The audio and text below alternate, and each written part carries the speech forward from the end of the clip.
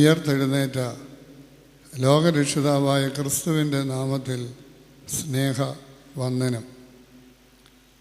വളരെ ചുരുങ്ങിയ വാക്കുകളിൽ ഒരു സന്ദേശം നൽകുവാൻ മാത്രമേ ഞാൻ സമയം എടുക്കുന്നുള്ളൂ. യേശു ക്രിസ്തുവിൻ്റെ മനുഷ്യാവതാരം, മരണം, പുനരുത്ഥാനം ഇതുമൂലം മനുഷ്യജാതിക്കുണ്ടായ ഏറ്റവും ശ്രേഷ്ഠമായ അനുഭവം, അനുഗ്രഹം എന്ന് പറയുന്നത് മരണത്തിന് ഒരു പുതിയ മാനം കണ്ടെത്താനായിട്ട് സാധിച്ചു. യേശുക്രിസ്തുവിൻ്റെ മനുഷ്യാവതാരം, മരണം, പുനരുത്ഥാനം വരെ മരണത്തെക്കുറിച്ച് വളരെ വികലമായ ധാരണയാണ് നിലനിന്നിരുന്നത്. മരണം ഒരന്ത്യമാണ്, മരണം ഒരു നഷ്ടമാണ്, മരണം ഒരു വേർപാടാണ് എന്ന് ശക്തമായി വിശ്വസിച്ചിരുന്ന ഒരു കാലഘട്ടത്തിൽ ഈ മൂന്ന് ധാരണകളും ഘടകവിരുദ്ധമായി തിരുത്തി കുറിക്കപ്പെട്ടു. Death is not an end. മരണം ഒരു അന്ത്യമല്ല, മരണമൊരു നഷ്ടമല്ല, മരണമൊരു വേർപാടല്ല. ഉയർത്തെഴുന്നേറ്റ ക്രിസ്തുവിലുള്ള വിശ്വാസമാണ് പൗലോസിനെ മരണത്തെ വെല്ലുവിളിക്കുവാൻ പ്രേരിതനാക്കിയത്. ഹേ മരണമേ, ബാക്കി പറയാമോ? നിന്റെ ജയമെവിടെ, നിന്റെ വിഷമുള്ളെവിടെ എന്ന് മരണത്തെ വെല്ലുവിളിക്കുവാനുള്ള ധൈര്യം പരിശുദ്ധനായ പൗലോസ് അപ്പോസ്തലനുണ്ടായത് ഉയർത്തെഴുന്നേറ്റ് ജീവിക്കുന്ന ക്രിസ്തുവിലുള്ള വിശ്വാസമായിരുന്നു. ഫിലിപ്പിയ ലേഖനത്തിൽ അദ്ദേഹം പറയുന്നുണ്ട്, എനിക്ക് ജീവിക്കുന്നത് ക്രിസ്തുവും മരിക്കുന്നത് ലാഭവുമാകുന്നു. മരണം നഷ്ടമാണെന്ന് കരുതിയിരുന്ന ഒരു സമൂഹത്തിൻ്റെ നടുവിൽ നിന്നുകൊണ്ടാണ് അപ്പോസ്തലൻ ഈ സന്ദേശം നൽകുന്നത്. മരണം എനിക്ക് ലാഭമാണ്. വീണ്ടും അദ്ദേഹം പറയുന്നുണ്ട്, മരണത്താൽ വേർപിരിഞ്ഞ് ക്രിസ്തുവിനോടുകൂടി ഇരിക്കാൻ ഞാൻ ആഗ്രഹിക്കുന്നു. മരണം വേർപാടല്ല. It is not a separation whereas it is a union with Christ. ക്രിസ്തുവിനോടുള്ളൊരു ചേരലാണ് എന്ന് അദ്ദേഹം പറയുന്നുണ്ട്. ആദിമ ക്രൈസ്തവ സഭയുടെ ചരിത്രം നമ്മൾ പരിശോധിക്കുമ്പോൾ പ്രായഭേദമന്യേ, സ്ത്രീ പുരുഷ ഭേദമന്യേ അനേകര് രക്തസാക്ഷികളായി തീരുവാൻ ഇടയായത്, അതിനുള്ള ചങ്കൂറ്റം അവർക്കുണ്ടായത് ഉയർത്തെഴുന്നേറ്റ് ജീവിക്കുന്നവനായ ക്രിസ്തുവിലുള്ള വിശ്വാസമായിരുന്നു.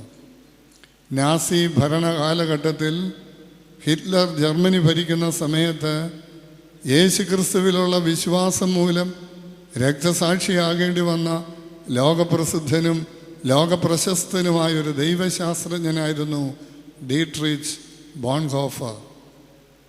അദ്ദേഹത്തിൻ്റെ പല കൃതികളും ഇന്ന് മലയാളത്തിൽ വരെ ലഭ്യമാണ്.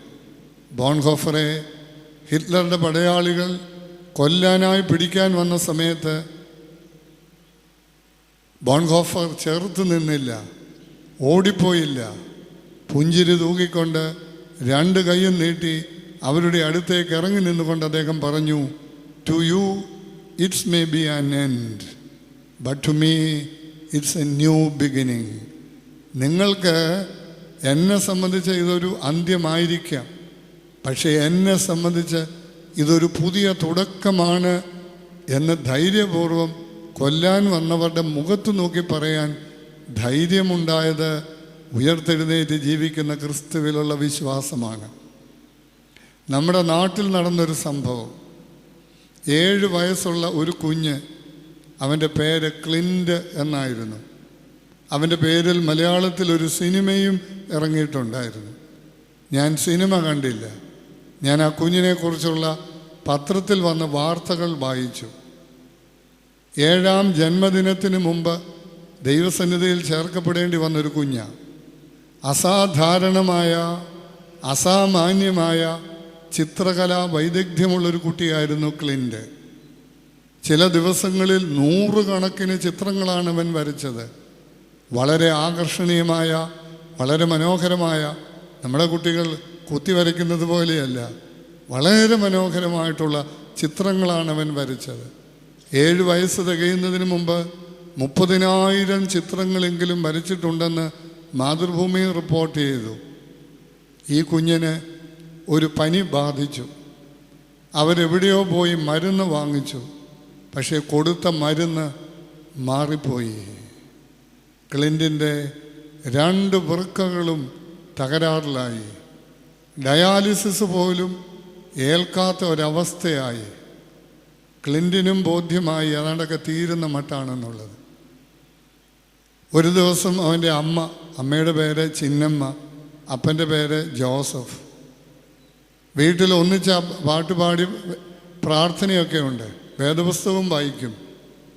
ഒരു ദിവസം ഇതെല്ലാം കഴിഞ്ഞ് ഉറങ്ങാൻ പോകുന്നതിന് മുമ്പ് അവൻ്റെ അമ്മയെ അവൻ വിളിച്ചിട്ട് പറഞ്ഞു, അമ്മേ, നീ ഇന്ന് എന്നോടുകൂടി പറുദീസയിൽ ഇരിക്കും എന്നുള്ളൊരു വാക്യം വേദപുസ്തകത്തിലുണ്ടല്ലോ അമ്മേ.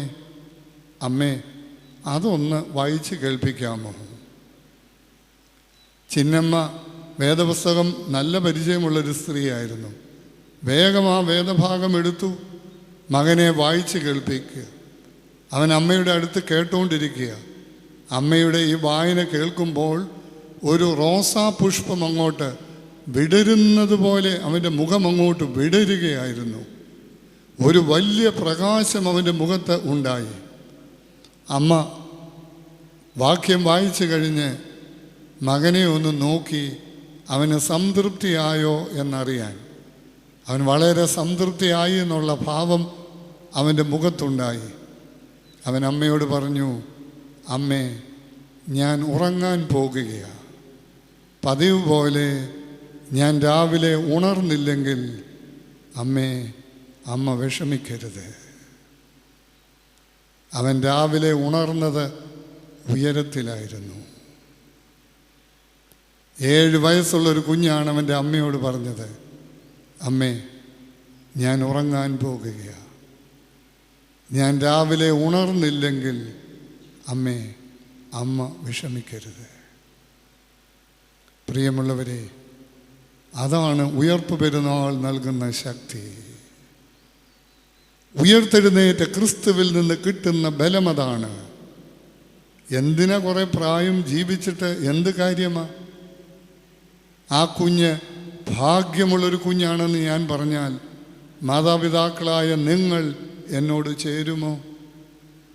ജോസഫും ചിന്നമ്മയും ഭാഗ്യമുള്ള മാതാപിതാക്കളാണ് എന്ന് ഞാൻ പറഞ്ഞാൽ നിങ്ങളത് സ്വീകരിക്കുമോ?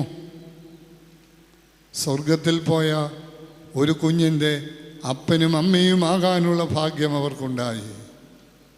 ദൈവം അവർക്ക് കൊടുത്തൊരു കുഞ്ഞിനെ മാലാഖമാരുടെ ഗണത്തിൽ ചേർക്കപ്പെടുവാൻ തക്കവണ്ണം അയക്കുവാൻ അവർക്ക് കഴിഞ്ഞു. ഉയർപ്പ് പെരുന്നാൾ നൽകുന്ന ധൈര്യം, പ്രത്യാശ ഇതാണ്. ക്ലിൻറ്റിനേക്കാൾ എത്രയോ ഇരട്ടി പ്രായമുള്ള നമുക്ക് ഇതിൻ്റെ ഒരംശമെങ്കിലും ഉറപ്പും ധൈര്യവും പ്രത്യാശയും ജീവിതത്തിൽ നിലനിർത്താൻ കഴിയുന്നുണ്ടോ?